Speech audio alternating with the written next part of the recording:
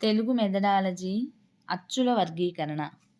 పూర్వాచ్చు, మధ్యాచ్చు, పశ్చిమాచ్చు. పూర్వాచ్చు.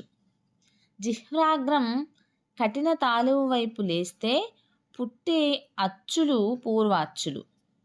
జిహ్వాగ్రం కఠిన తాలువు వైపు లేస్తే పుట్టే అచ్చులు పూర్వాచ్చులు. వీటిని తాళవ్యాచ్చులు అంటారు. మధ్య అచ్చు. జిహ్వ మధ్యం మూర్ధ్యం వైపు లేస్తే పుట్టే అచ్చులు మధ్య అచ్చులు. వీటిని మనము మూర్ధవ్యాచ్చులు అంటాము. పశ్చిమాచ్చు.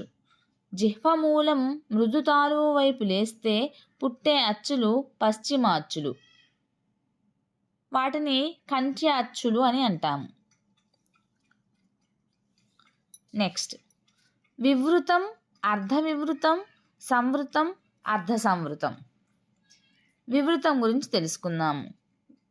పెదవులు పరస్పరం చాలా దూరంగా ఉన్నప్పుడు పుట్టే అచ్చులు వివృతాలు.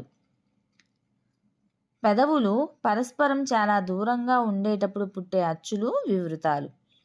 అర్ధ వివృతం. పెదవులు కొంచెం సన్నిహితంగా ఉన్నప్పుడు పుట్టే అచ్చులు అర్ధ వివృతాలు.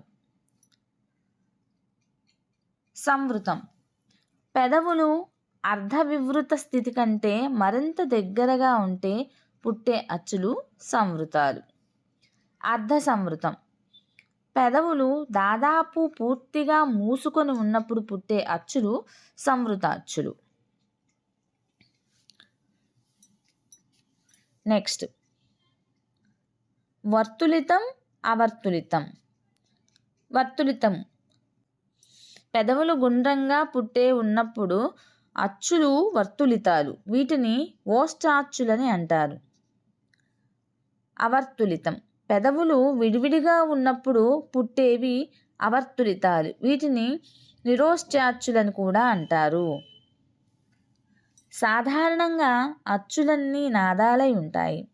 వర్గ ప్రథమాక్షరాలు కచడితపలు శ్వాసాత్మకాలు. వీటికి మరి ఒక పేరే అల్పప్రాణాలు.